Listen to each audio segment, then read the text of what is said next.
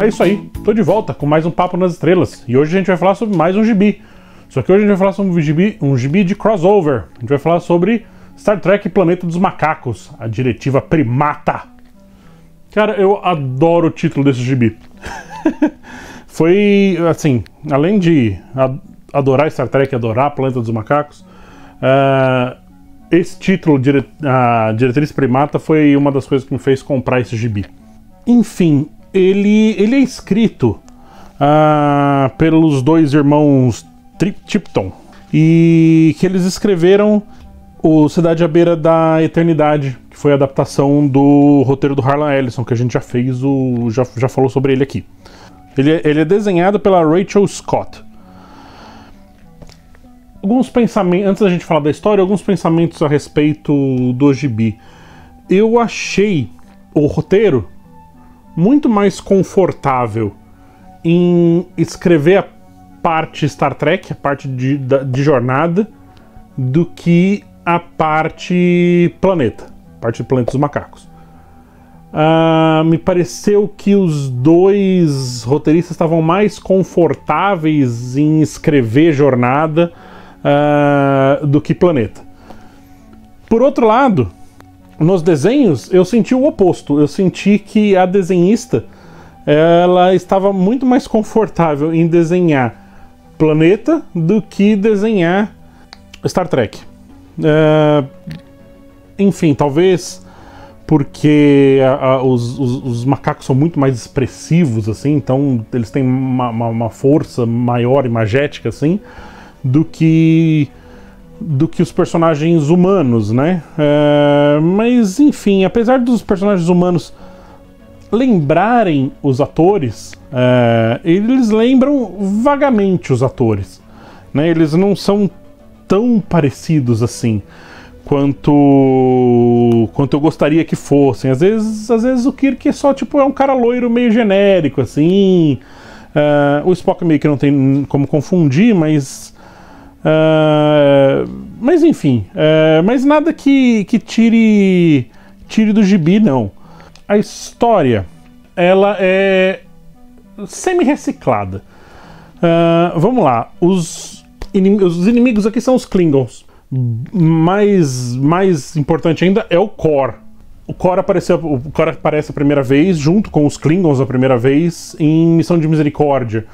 E naquele episódio existe um conflito ali entre a Federação e o Império Klingon e o Império... enfim, e no final do episódio, quando a guerra estava para explodir ali, os Organianos aparecem e cria-se o Tratado de Organia, que impede que o Império Klingon e a Federação tenham uma guerra aberta, uma guerra declarada. Então inicia-se uma guerra fria, né, entre os Klingons e a Federação. E o que acontece? Depois a gente vai ver que os Klingons começam a lutar um confronto por procuração, né, a guerra de procuração. Então o que eles fazem? Eles vão e começam a dar armamentos para algum outro planeta, alguma outra civilização, justamente para criar confusão dentro da Federação, né? Então, e a gente vê isso naquele episódio Uma Guerra Particular, Private Little War. E é justamente desse episódio, a Private Little War, né, Uma Guerra Particular, que esse roteiro aqui ele é reciclado. Basicamente é a mesma história. Os Klingons chegam nesse planeta e começam a fornecer armamento justamente para os macacos. Então, existem dois grupos de macaco, como lá no roteiro original do Star Trek existiam dois grupos do pessoal do planeta lá, que eu não vou lembrar o nome agora, e a Federação tem que intervir e impedir que os Klingons distribuam esses armamentos, né? Basicamente é a mesma história aqui. Só que o que está acontecendo aqui? O Kor, que na série foi interpretado pelo John Colicos, né? O Kor, ele não participa de A Private Little War, é um outro Klingon. O Kor, ele tá lá agora distribuindo esse armamento, porque os Klingons descobriram um portal no espaço que faz com que eles possam e para o universo de Planeta dos Macacos, né? Então, Planeta dos Macacos é o nosso universo e é a Terra no futuro, bem no futurão, mais no futuro do que Star Trek. Mas é um universo, e no universo de Star Trek também é o nosso universo, só que no futuro, no século 23, né, no caso da série clássica, que é onde se baseia aqui. Então, eles criam esse portal para que... Existe esse portal que os Klingons descobrem para que possam juntar as duas séries, né? E o que os Klingons... Qual que é a ideia dos Klingons? Já que a gente não pode, por causa do Tratado de Organia, expandir o nosso universo, expandir a área de atuação do nosso império no nosso universo, a gente vai expandir nesse universo paralelo. E... Enfim, a Enterprise descobre, vai pra lá e... Quando eles descobrem que são os Klingons, eles começam automaticamente o confronto volta, só que o argumento do Core, pro Kirk agora, é que aqui não existe Tratado de Organia. O Tratado de Organia se limita só ao nosso universo. Então aqui a gente pode fazer o que a gente bem entender. E o Kirk, por sua vez, olha, a gente tá num outro universo, num universo paralelo, a gente não sabe se a diretriz primária ainda está em voga, mas eu vou agir como se estivesse. Então o Kirk e patota do Kirk tem que trabalhar o tempo inteiro com o cuidado de não influenciar o desenvolvimento padrão desse planeta que eles encontraram agora, que é a Terra, mas não é a nossa Terra. Ok, essa é a história básica. Tem alguns detalhezinhos que me incomodaram um pouco de roteiro, tá? O que mais me incomodou de roteiro não foi reciclar a história, não foi nada disso. O que mais me incomodou de roteiro é que eles não sabem utilizar dois personagens, um do universo dos macacos e um do universo de Jornada. No universo de Jornada é uma cientista, eles criam uma personagem cientista que nunca tinha aparecido na série, que ela seria responsável por descer junto com a equipe de... a equipe que vai descer pro planeta, e justamente para estudar essa civilização e tal, não sei o quê. Ela desce pro planeta, não fala absolutamente nada, e depois no final ela volta pra nave e ela basicamente acho que tem uma ou duas frases no gibi inteiro. Pra que criaram esse personagem, então, se não vão utilizá-lo pra absolutamente nada, né? Enfim, eu acho um problema. Eles poderiam facilmente não ter criado esse personagem, porque ele basicamente não altera nada a história, ou poderiam, já que queremos colocar esse personagem, então dê funções pra ela, né? Faça com que ela desça pro planeta e tome atitudes que influenciem a história. Isso não aconteceu nesse gibi aqui. E a outra personagem é a Nova, que é aquela humana que o comandante Taylor conhece quando tá preso lá pelos macacos no filme do Planeta dos Macacos. No final do filme, ela acaba indo com ele embora da vila lá dos macacos, da cidade dos macacos, para ir morar com ele no meio do nada e tal. A Nova, ela aparece nesse gibi, do lado do Taylor. Como no filme, ela não faz muita coisa, ela mais fica lá para ser salva e protegida pelo Taylor e tal. Tem um momento que ela tá ali, depois tem um quadro que é até meio curioso, que ela dá um sorriso pro McCoy e tal, e ela fica meio junto ali do McCoy. Eu falei, o McCoy vai se engraçar pra cima da Nova, né? E ok. E depois o pessoal sobe pra nave e ela fica no planeta. Quando todo mundo desce pro planeta de novo, o McCoy fala, a Nova ela simplesmente saiu e não tá mais aqui com a gente.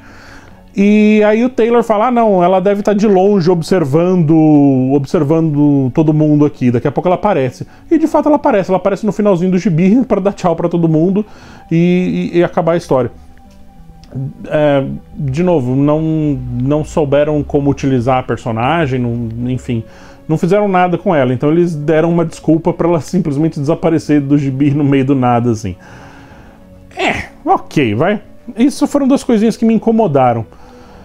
Agora, o gibi, ele é bem divertido. Ele é bem divertido, você consegue ver os personagens falando como os atores mesmo nos filmes ou na série de TV. É bem divertido. A caracterização do Klingon, do Kor, é bem legal, é gloriosa. A Uhura tem uma participaçãozinha no começo do gibi, mas também não faz muita coisa. Ela e o Sulu, eles fazem umas ceninhas rapidinho e depois somem. É divertido o gibi. Eu não acho uma história genial, não acho não, mas assim, crossover é sempre legal, né? É sempre legal ver duas histórias que você gosta muito, Exterminador do Futuro e Robocop. Putz, a gente quer ver o Exterminador do Futuro brigar com o Robocop. Aí a gente vai lá e tem um crossover pra gente ver os dois se baterem. É sempre bacana, né, ver esse tipo de coisa. E aqui, Jornada e Planeta são duas franquias que nasceram exatamente na mesma época, né, na segunda metade da década de 60. E elas basicamente foram produzidas no mesmo lugar, na mesma região, assim. Então elas têm muitas características em comum. E elas têm uma característica que diferencia muito uma série da outra, né? Enquanto Jornada trata de um futuro promissor, de um futuro esperançoso, de um futuro onde a humanidade sobrepujou os seus problemas internos e juntos foram aonde nenhum homem jamais esteve. Planeta é o oposto, né? Enquanto a humanidade tem alguns exemplares melhores, alguns exemplares expoentes do que a humanidade poderia ser, a grande maioria é uma grande desgraça, então o nosso mundo está fadado a ser destruído e ser regido por uma outra espécie, que no caso os macacos tomam a frente e se tornam a raça dominante do planeta, a espécie dominante do planeta. Então, enquanto as duas séries, as duas franquias têm laços próximos, elas também são extremos opostos, assim, como perspectiva de futuro, né? O que é interessante ver as duas juntas. Alguns detalhes que eu fiquei pensando, né? Existem uns desenhos aqui no final que são meio conceituais, assim, né? Mas mostram umas cenas que eu gostaria muito de ter visto nessa história. Tem o Kor liderando um exército de macacos aqui que teria sido glorioso. Tem um gurilão com um uniforme da Federação sentado na cadeira do capitão, que eu gostaria de ter visto isso na história. Enfim, essas coisas não acontecem, o que é uma pena.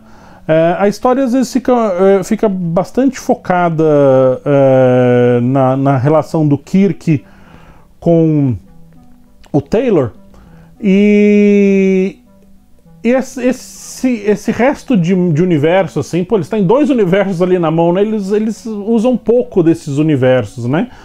De como que eles poderiam mesclar mais ainda, embaralhar mais ainda os universos, né? Eu acho que teria sido uma coisa bem divertida de ver.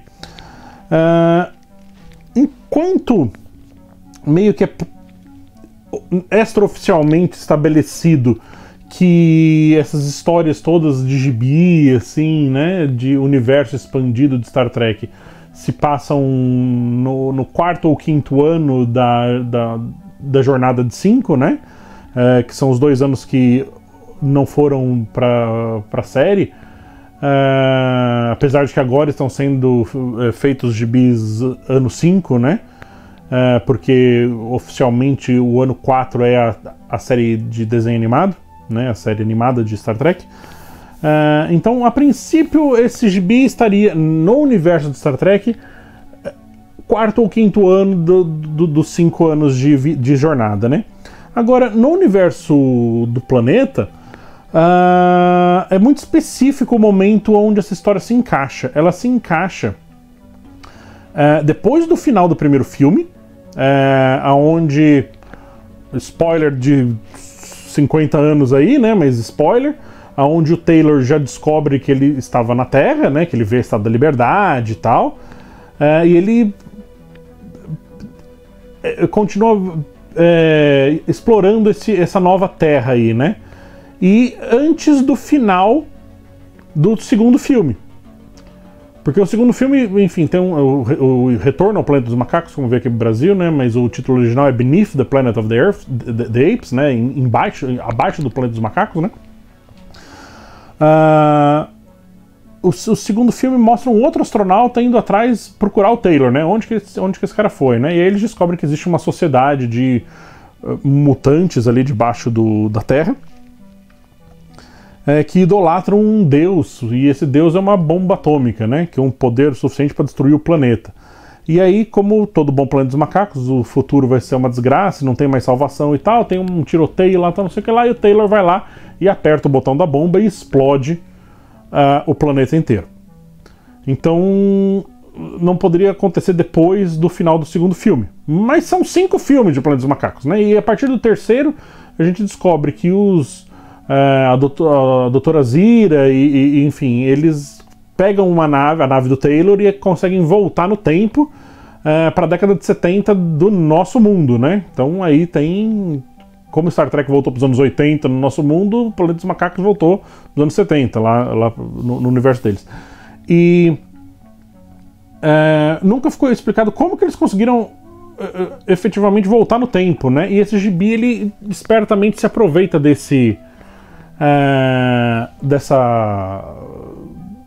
buraco que existia ali no roteiro, né, que tipo nunca foi explicado. Então eles pegam um gancho nesse espaço livre, né, e falam, opa, então eu vou me encaixar aqui, né, e eles colocam que eles conseguem viajar no tempo através do efeito estilingue que eles aprendem com a trupe de jornada, né. O Scotty vai lá e, como sempre empolgado em falar de tecnologias e falar da nave e tal, ele acaba explicando a respeito do efeito estilingue que eles usaram diversas vezes, inclusive no quarto filme, que é onde eles voltam para a década de 80, que é o De Volta para Casa. O filme das baleias.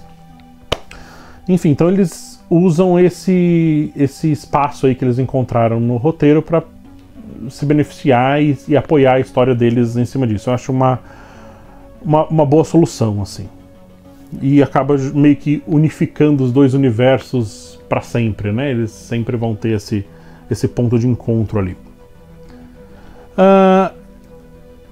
Uma coisa que me chamou bastante atenção nesse gibi, curiosamente, foi depois que acaba o gibi, depois que acaba a história, existem alguns artigos que foram escritos por um cara chamado Dana Gould. Tem uns 4 ou 5 artigos dele assim no final do gibi. E eu não sabia quem era o cara, nunca não tinha associado ele com nada. E eu comecei a ler e o cara parece um grande fã assim, de jornada, mas principalmente de planeta. Ele é um grande fã. E enfim, e os textos dele são muito bons, são muito divertidos de ler. São uns 4, 5 textos aqui no finalzinho assim, muito divertidos de ler. Muito bons, assim, bem escritos, e eu me diverti muito lendo os textos dele.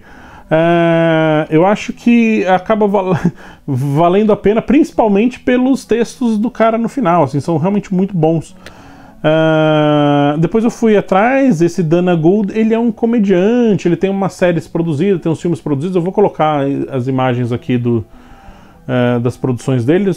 Eu nunca assisti nada dele, mas eu definitivamente, depois de ter lido os textos dele, os artigos dele aqui no final, eu vou atrás das produções dele. O gibi aqui, ele lá fora foi produzido pelo Boom Studios e distribuído pela IDW. Aqui ele tem uma impressão, é da Novo Século, um selo chamado Geektopia. Tem um selo aqui em como é que chama? Meio holográfico, assim, meio foil. Enfim. A produção do quadrinho é super boa, ele é de capa dura, ele vem com esse plastiquinho aqui para proteger a guarda do livro. Livro de boa qualidade, sim. As impressões são muito boas, os desenhos todos são muito bacanas. E... enfim, a impressão é boa, eu gosto, não tem nada mal feito aqui, não tem nada porcaria, né? Enfim, vale bastante a pena mesmo. Bom, eu vou dar, deixa eu ver, 3 estrelinhas pra esse gibi.